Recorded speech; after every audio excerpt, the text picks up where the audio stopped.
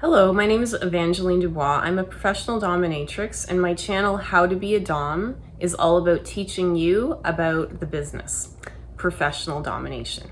So welcome. This video is a rundown of some of the characteristics that are really helpful if you want to do the job that I do. And it's also an offering of insight for my submissives who like to learn about us pro-doms and what we are like behind the scenes. So one of the main characteristics that I did not realize that I had was something that I developed through my position of being a professional dominatrix over the past 17 years, and that is to be compassionate. This isn't something that most people would think of when they picture a woman dressed in leather, ready to go to town on somebody's ass with a paddle. But compassion for me is part of who I am as a dominatrix. It's a way for me to sort of understand the other person's perspective. It's a way for me to handle things appropriately when needed. You need to be able to put yourself in the shoes of your client so that if they're feeling like they're not allowed to speak up, or that perhaps they're experiencing pain, or perhaps they just need somebody to talk to, or even to cry at a session, I like to offer a space where my clients feel that they can be vulnerable, and that has changed my perspective on my position, on my job quite a bit. One of the other personality quirks or traits that make a good dominatrix is someone who is willing to be brave. Someone who's willing to walk on the wild side. Somebody is willing to do things that are spontaneous and a little bit nuts. Meaning when you're learning about what your clients want, or perhaps something from your personal life where you know people who are into BDSM or maybe your own thing, you have to drop the judgment, but you have to be judgmental in a different way. You have to look at the activity and think, A, is that safe? B, how do I do it safely? C, do I want to do this or not? So you have to kind of live in a space where you're willing to be brave, you're willing to be a bit of a rebel, you're willing to live a little bit in a shadow, okay? Another trait is to be assertive. Our society today, and most societies across this entire planet, are not into assertive women. And by that I mean men in our societies are allowed to get away with hurting women and doing all these things and being loud and being obnoxious and driving big trucks around and just being macho. Women are not allowed these things. Women are not allowed to be assertive. We're not allowed to be aggressive. We're not allowed to without judgment, express ourselves in a way that is more masculine, right? So what I see as the characteristic, the number one characteristic, is to be assertive, is to be a woman. If you're a man or if you're a trans person, I apologize, this section is not exactly for you, but take what you want from it. Basically, what I'm saying is a dominatrix has to be assertive. That is something you have to have. You have to have good judgment, you have to have confidence in yourself, and you have to know when it's appropriate to take certain types of actions in your job. Now, one of the most fun things about being a professional dominatrix is to improvise. You have to be creative. You have to think on your feet. So being playful, being imaginative, being able to act and to sort of step into a role, or to sort of, be impulsive is a really good characteristic, because when you're doing role play or you meet a client for the first time, to have a little bit of humor, a little bit of play really lightens the mood for that client, because they're terrified to see you. They are terrified to be in your presence, but they want it so badly. So when you are able to sort of improvise a scenario or dialogue, or sort of like choreograph what you're going to do with the client, it makes it exciting for them, and it can be fun for you too. Now, one of the most important qualities of a successful pro-dom is somebody who can do office administration. I'm not kidding you. Somebody who can tend to all of your if you can tend to all of the facets needed, website, email, discussions with clients about how the sessions are going to go, these communication skills are really important. We're not all the same. Okay, I'm very administratively whatever.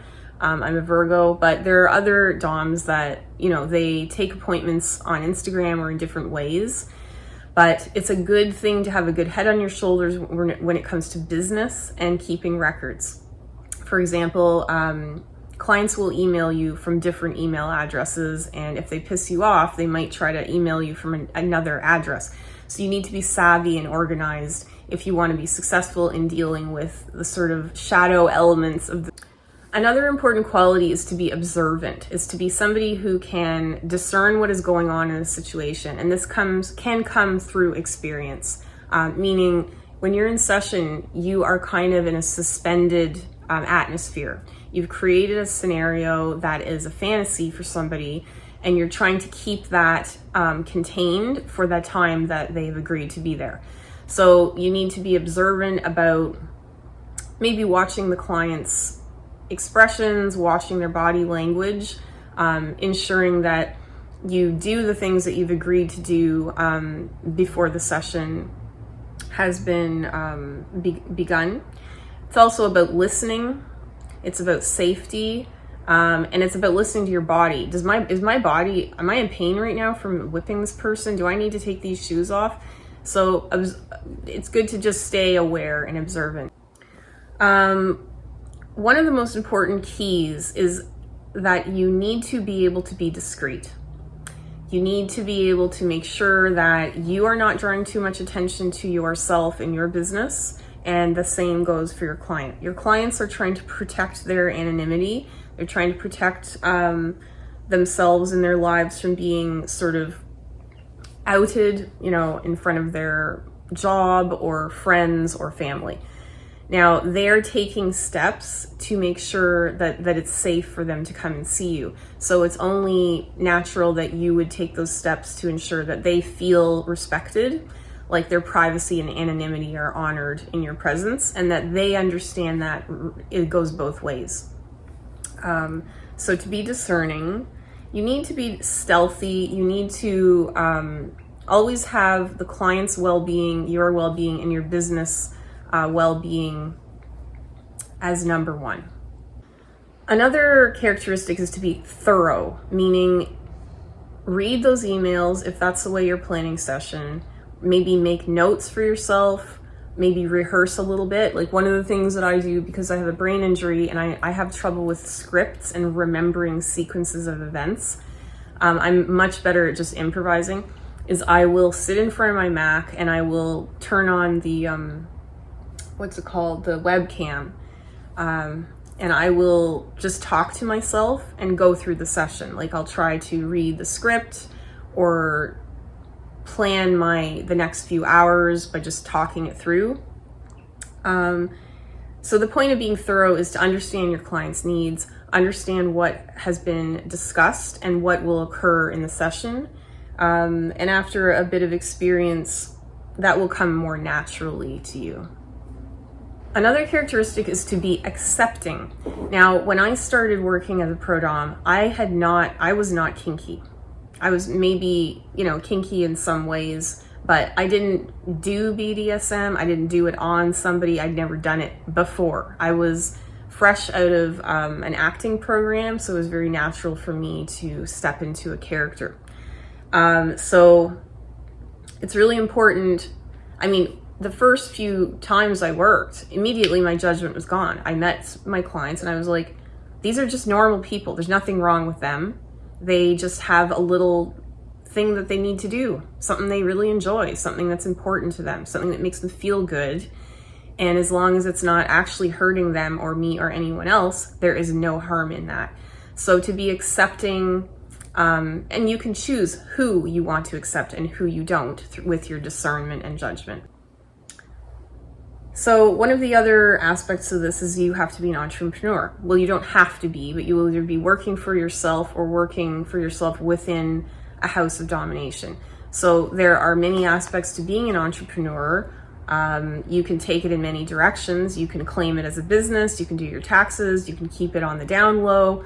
The main thing is that as an entrepreneur, you do have more responsibilities than someone who just has a job title, because you need to be concerned about all the implements, the outfits, where this is going to happen, how the communications happen, how the clients find you. So I have a lot of information in my other videos about how to build up any of those aspects and your own understanding of being a business owner. Because as a pro dom, your brand is you and what you offer. And that is, you are an entrepreneur, believe it or not.